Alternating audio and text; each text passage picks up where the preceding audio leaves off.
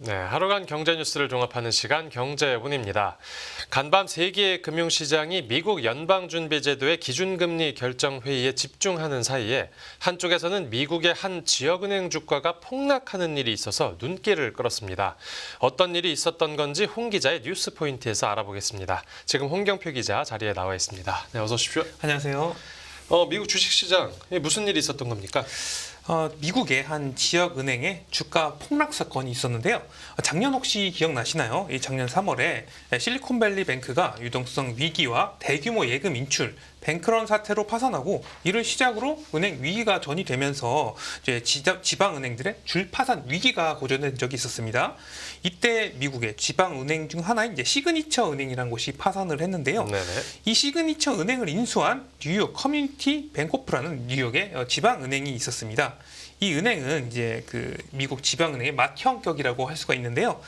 이 지역은행의 주가가 갑자기 하루 만에 40% 넘게 폭락했어요. 그래서 시장에 관심을 끌었습니다. 40%요? 네, 그 뉴욕 커뮤니티 뱅코프의 주가는 전일 대비 37.67% 하락한 6.47달러의 장을 마감했는데요. 네. 주가는 장중에 한때 46% 넘게 떨어지기도 했어요. 게다가 오늘 오전에는 이 무디스가 글로벌 신용평가사죠. 뉴욕 커뮤니티 뱅코프와 그 자회사 신용등급 하향 검토를 하겠다. 이렇게 밝히기도 했습니다. 네. 이 신용등급 하향 검토라는 게 당장은 신용등급을 내리진 않지만 앞으로 회사의 상황을 보고 신용등급을 내릴 가능성이 높다는 것이죠. 네네. 그러니까 주가도 내려가고 네. 신용등급도 내려갈 이제 위험이 커졌다라는 맞습니다. 건데 이런 위기에 몰린 배경 뭡니까?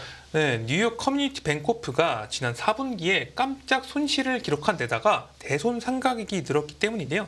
이 같은 손실의 원인에 대해서 이 은행은 부동산 부실을 꼽았습니다.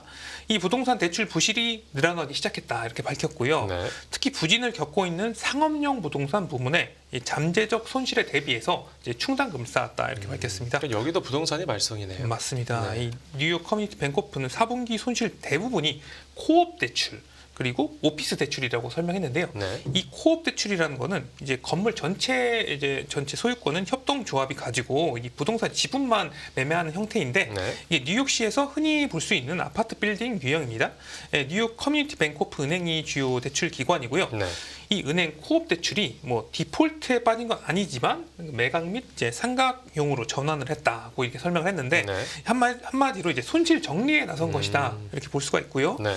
또 오피스 대출도 이제 가치 재산정으로 인해서 더 이상 이자를 받을 수 없는 상태로 뭐 전환됐다 이렇게 설명을 했습니다. 네. 그리고 시그니처 은행 인수로 인해서 자산이 늘어나면서 더욱 엄격한 자본과 유동성 요건을 적용받게 된 점도 이제 영향을 미쳤고요. 네. 무디스도 이번 등급 조치가 뉴욕 사무실과 이 다세대 부동산의 예상치 못한 손실과 수익 약세, 뭐 자본금의 실질적인 감소를 반영했다 이렇게 밝혔습니다. 네. 실제로 이 은행의 신용 등급이 실제로 떨어질지도 좀 지켜봐야 될 것 같고요. 네, 그렇겠네요. 이 지역은행 한 곳만 뭐 위기라고 하면 네. 뭐큰 문제가 아니겠지만 맞습니다. 이번 사태가 지역은행 전체로 확산할 수 있다라는 우려도 나온다고요. 지금 뉴욕 커뮤니티 뱅코프 은행이 지역 은행 전체로 전이될 것을 우려하는 목소리가 커지고 있는데요. 예. 뉴욕 커뮤니티 뱅코프 은행 주가가 폭락하자 오늘 새벽에 지역 은행주들이 동반 하락하는 모습을 나타냈어요. 예. 뉴욕 커뮤니티 뱅코프 은행이 부동산 부실로 손실을 봤는데 이 같은 문제가 뭐 개별 은행 하나로 뭐 끝날 거 아닐 수도 있다 이런 우려 때문으로 보이고요. 네. 그 중국의 경우에는 이 부동산 시장 침체로 홍다그룹이 청산 결정으로 공중 분해될 예정이고요. 고금리 기조 장기화와 이제 부동산 시장 침체로 글로벌 상업용 부동산 시장이 전반적으로 어려운 상황에 놓였습니다. 네. 뭐 우리나라도 마찬가지고요. 태양건설 워크아웃 사태도 이 상업용 부동산 PF를 막지 못해서 결국 시작이 됐지 않습니까? 미국도 지금 상업용 부동산 침체 국면에 빠졌습니다. 네. IMF는 현재 이 미국 상업용 부동산 침체가 반세기 동안 최악이다. 시스템 리스크의 뇌관이다 이렇게 평가를 하기도 했습니다. 예. 우리나라도 저축은행이 부동산 PF 리스크에 더 취약한 것으로 나타나지 않았습니까? 그렇죠. 브릿지론 등 위험한 이제 PF 투자에도 적극적이었는데 미국도 소형 지역은행들의 상업용 부동산 관련 익스포저가 대형은행보다 5배도 많이 노출됐다 이렇게 IMF가 추정을 했고요. 네. 또 IMF는 이제 부동산 디폴트 증가가 유동성 축소와 가격 하락, 금융사 손실 등의 악순환을 촉발할 수 있다 이렇게 분석하기도 했습니다. 네, 뭐 이 정도 위기라고 하면 네. 미국 금융당국도 이번 사태를 가만히 지켜보고만 있지는 않겠죠. 맞습니다. 우리나라 금융당국도 태양건설 사태 이후에 저축은행을 상대로 PF 손실을 선제적으로 반영하라고 좀 요구하지 않았습니까? 미국도 마찬가지인데요. 미국 금융당국 SEC도 이 위기를 막기 위해서 최근에 미국의 일부 지역 은행들 대상으로 상업용 부동산 위험 노출에, 그러니까 익스포저를 제시하라고 지시를 했습니다. 네. 그리고 건전성 우려에 대응하기 위해서 대출 관리를 또 강화하기도 했는데요. SEC는 이 은행의 상업용 대출, 그러니까 상업용 부동산 대출을 주시를 하고 있는데 지금 미국 은행권의 상업용 부동산 대출액이 약 3조 달러에 이릅니다. 네네. 이 고금리 장기화의 이제 대출 비용이 늘어나고 비대면 확대, 오피스 공실률이 늘면서 이 상업용 부동산 소유주들이 상당히 어려움을 겪고 있어요. 네. 이렇게 되면은 이 돈을 빌려서 부동산을 보통 사지 않습니까? 이 소유주들이 돈을 갚지 못하는 디폴트가 이어지고 그러면 돈을 빌려준 은행에까지 부실이 전이되게 되는 것이죠. 네네. 미국의 금융 당국은 이 부동산 부실로 촉발된 2008년 금융위기 때와 비슷한 상황이 발생하는 것을 사전에 차단을 하겠다 이런 입장이고요. 네. 시장에서는 이 대형 은행보다 규모가 적은 지역 은행의 경우에 이 상업용 부동산 소유주의 디폴트 사태가 건전성에 심각한 영향을 줄 수 있다 이런 분석도 나오는 상황입니다. 네네. 알겠습니다. 첫 번째 뉴스로 미국 증시 관련 소식 들어봤고 다음 뉴스 보겠습니다.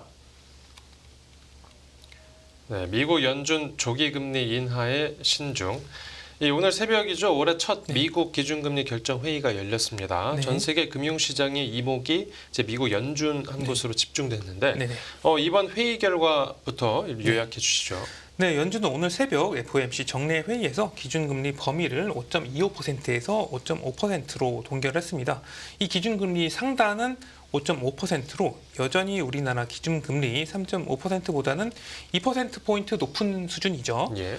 연준은 앞서 이제 작년 6월 약 15개월 만에 금리 인상을 멈췄다가 이제 7월에 다시 0.25%포인트 금리를 오르면서 일명 베이비 스텝을 밟았지만요. 네.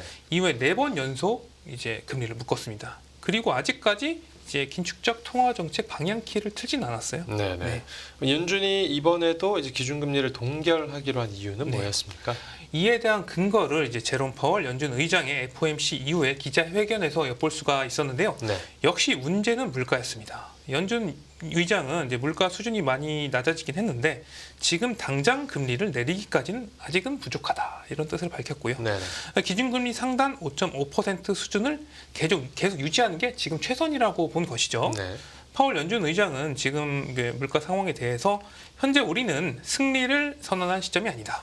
아직 갈 길이 더 남았다고 밝혔습니다. 네. 아직은 뭐 배가 고프다 뭐 이런 거 비슷한 것 같고요. 아울러 이제 인플레이션이 목표 수준이 2%로 계속 하락하고 있다는 확신을 가지려면 연속되는 증거를 확인할 필요가 있다고도 했습니다. 예. 시장에서는 연준이 혹시나 금리를 조기에 빨리 내릴 수도 있다 이런 기대를 하기도 했었는데요.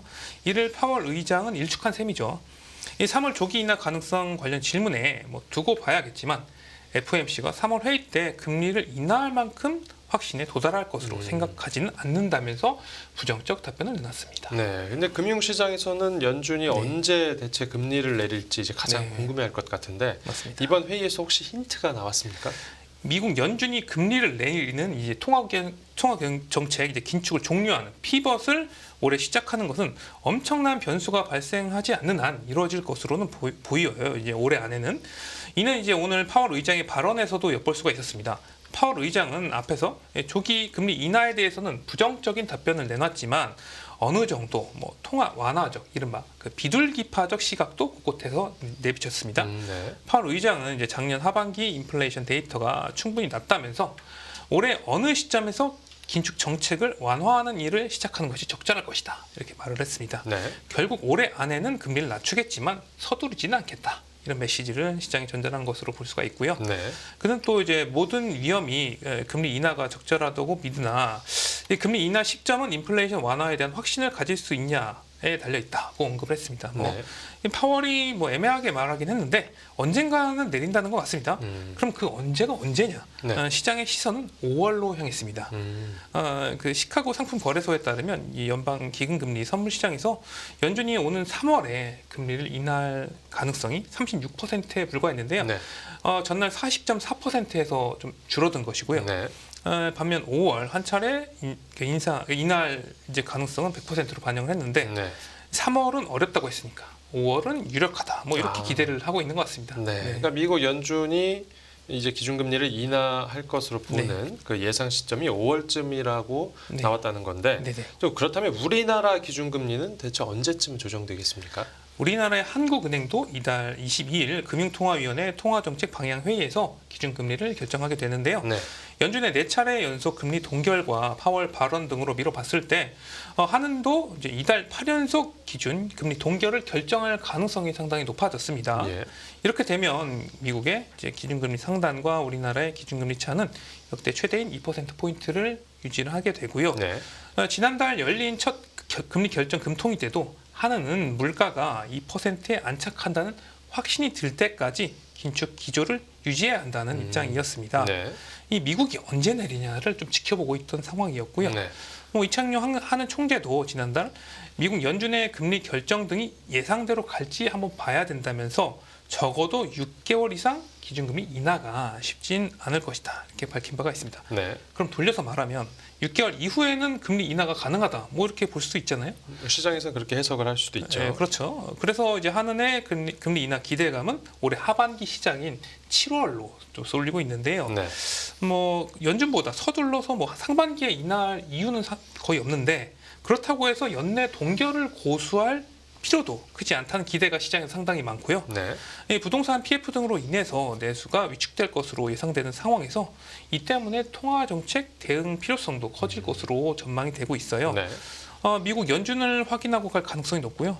한은은 빠르면 7월, 늦으면 조금 더 지난 하반기 중순 이후에 금리를 내릴 것이라는 전망이 많습니다. 네. 네. 우리나라 소비가 하반기로 갈수록 부진할 가능성이 더 큰데다.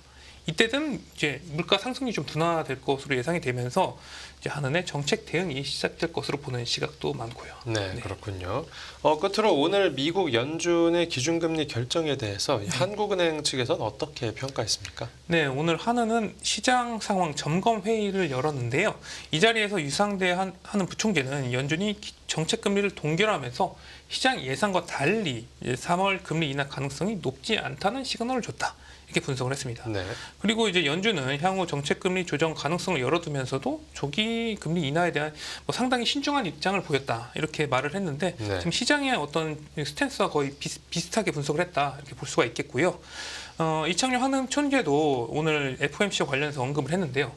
우리나라가 주요국 대비 금리를 천천히 올려서 빠르게 내리기는 어렵다. 뭐 이렇게 언급을 하기도 했습니다. 네. 그리고 미국 물가가 이제 우리보다 더 빠르게 안정될 가능성이 있다. 이렇게 설명을 했는데 이 말을 좀 해석을 해보자면 우리하고 미국하고는 상황이 다르니까 우리가 더 늦게 이제 미국의 금리 속도를 따라갈 수도 있다. 뭐 이렇게 해석을 좀 해볼 수도 있고요. 예. 또 섣부른 금리 인하 시에 물가와 부동산 상승 심리를 자극할 우려가 있다고 평가를 하기도 했습니다. 그러니까 이 말은 사실 지난달에도 계속 했었던 발언인데 네. 부동산 얘기를 계속 꺼내는 상당히 중요하게 보고 있다 이렇게 좀 바라볼 수가 있고요. 네. 또 이 총재는 많은 분들이 이제 찾아와서 경제가 굉장히 어려운데 물가가 3% 밑으로 내려오면은 금리를 낮추고 경기를 부양하라 이런 이야기가 많다. 근데 문제는 이제 생활 물가가 잘 안 내려오고 있다는 게 문제다 이렇게 말하기도 했습니다. 그러니까 이제 물가가 안 잡히면 경기 부양을 위해서 굳이 금리를 내리진 않겠다. 이런 의미로 좀 해석할 수도 있겠습니다. 네, 알겠습니다. 오늘 뉴스 포인트는 여기서 정리하겠습니다. 잘 들었습니다. 감사합니다.